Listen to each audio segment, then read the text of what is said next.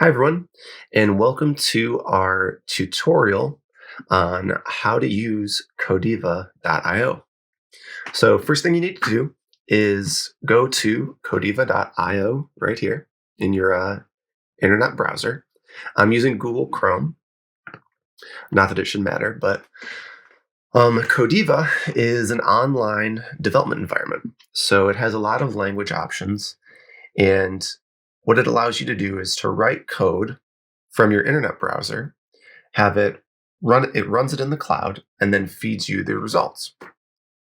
So this is really good and it's really easy to use for people who might not have a powerful PC or people who don't want to go through all of the hassle of setting up a development environment on their local machine, because that can be kind of a painful process a little bit. So let's kind of dig into how to use this development environment. Let's begin by creating a project, and I'm going to call this test. I'm going to hit create. And what that does is it creates a file in Codiva, or creates a folder. And so in that folder, we have our subfolder called source here. So the parent folder is called test. And we have a subfolder here called SRC, which stands for source. So let's put a file in there and let's call this example. But Codiva needs a file extension to know what type of file to create. So we're going to put in a dot to start our file extension. And we're going to say .java. So Java files have the extension of .java. So when we put in our file extension of .java, it tells the Codiva environment, hey, we're going to be coding in Java. Give us a Java file.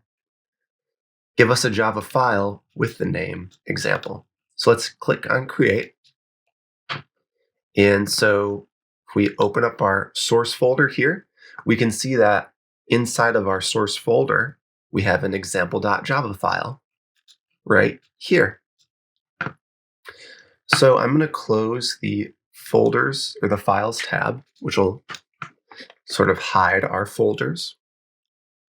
And we have this generated code here. So whenever Codiva starts a new Java file, it'll give you this sort of beginner boilerplate code just to start you off. So what this is it's a beginner sort of example program. And this is a very little mini program that you can run. So this is where we'll do our coding here.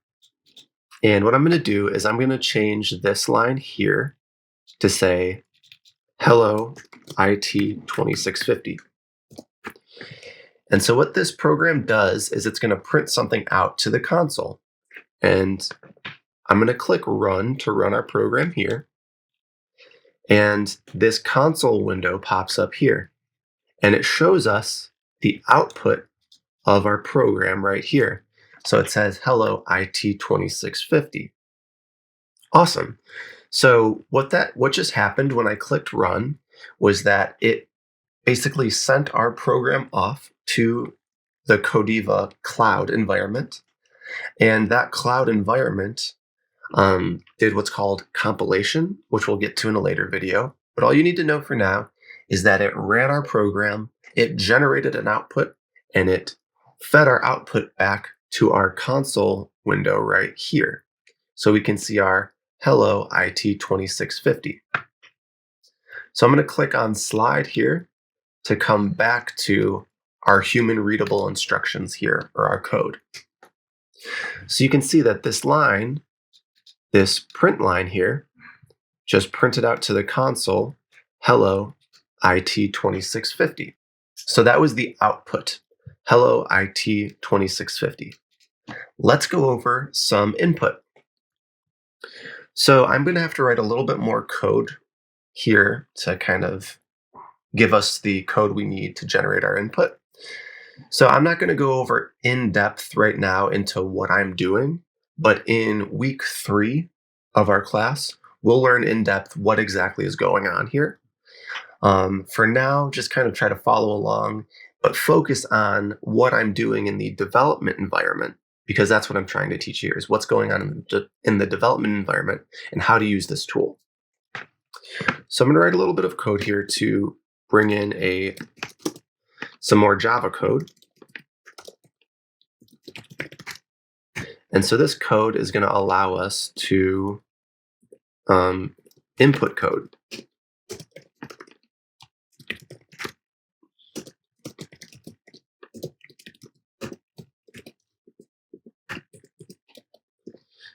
So I'll explain what this does in week 3, but for right now, you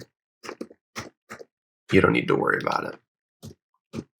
So instead of saying hello IT 2650, I'm going to say input a greeting.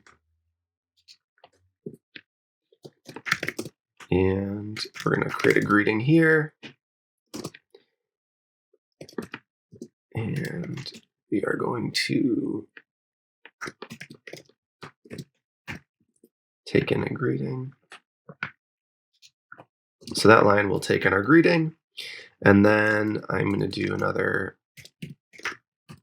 print line here. And then I'm going to output our greeting. Oops.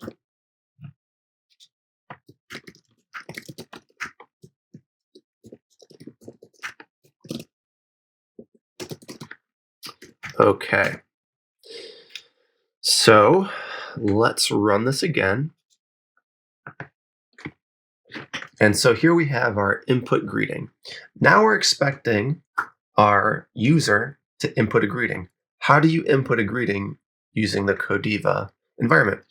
So let's go down here to this line that says enter at the bottom. And I'm going to input our greeting, and it'll be hello world. I'm going to click enter. And we see that we have a line in our console that says hello world here. This is just signifying that this is what we've entered. And so then we have our output of greeting output, hello world. Now this is our print line that we wrote in our code. And then we run out of instructions, so the program exits. So here we have input greeting, our actual input, and then another output line of greeting output hello world. So you can see here, the lines all associate to the lines we saw down here. We see input greeting, input greeting. Oops. Input greeting down here, input greeting up here. And we see our actual line that takes in our input, and that's down here. We entered in hello world, and then we see our greeting output here. Awesome. So that's how you do input in the Codiva environment. Now this last piece that I'm going to show you is kind of interesting. So this is how we do multiple files. So in the Codiva environment, I'm going to click on this Files tab, and we can see our test folder, which we created in our project. That's our project folder. We have a source folder here.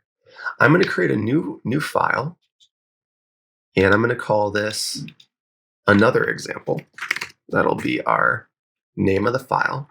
And I'm going to put it in our source, this directory here, or this folder here, our source directory here. So I'm going to click create. And you can see that it's generated some other folders here, but we have our another example file over here. And it's in our source folder. So that's how you create a new file and how you put it into our folder in Codiva. I'm going to hide that. Not going to use this really. I just wanted to show you that briefly. This next piece is very important though, and it's going to be how to share. So the share function of Codiva is how we're going to submit our assignments in this class. So we're going to click share here, and you can see down here in our console here, it says this project is now public. Share this link, and it has a link down here. I am going to click on that, and then I'm going to highlight this link. Oops. We'll highlight just the link here, and I'm going to copy it. And so that link is now a link to your stored project in the Codiva cloud.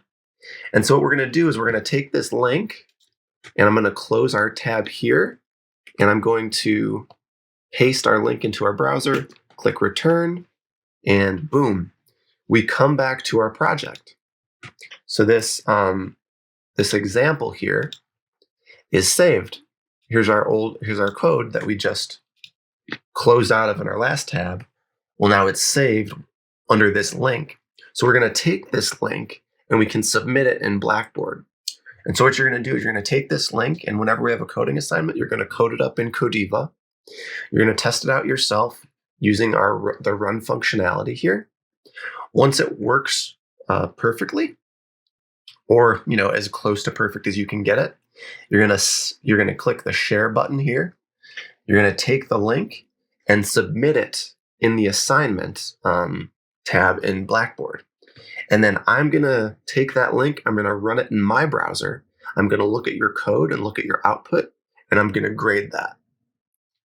So this link, the share functionality is really important, and taking that link is very important as well. So this is probably one of the most important things in this whole tutorial, is how to take this link and share it, because that's 3/4 of your grade. It's going to be your 50% of your grade is just the assignments, and then 1/4 of your grade is the final exam, which you're going to be submitting using these links. Awesome. So the one last thing I want to show you is what happens when you're done with one project. Well, if we go back to codiva.io, we see this My Projects file, and here you can start a new project like we just did. But you also can see this old project. So this one is test. So we click on it, and we see our code that we just shared. Now, I'm going to go back to Codiva. So this My Projects is going to be very useful to you, because if you name your projects accordingly, so let's say we name it, for example, variables. Now, as we go through the class, you can go back and refer to your variables project, right? So variables, functions, all this stuff. When it comes time to review for the final exam, you can go back to this My Projects screen, and you can review your variables. You can review your functions. You can review, your, Boolean logic stuff. So when it comes time to review for the final exam, you should have everything laid out week by week, project by project, so that when you do your final exam, you can use this as reference. Awesome. So that's everything I wanted to cover in the Codiva environment. This is the main tool, and really the only tool besides Blackboard that we're going to be using for our class.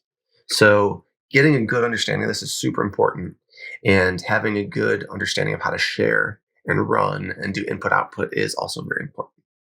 So that's it for this one. Thanks.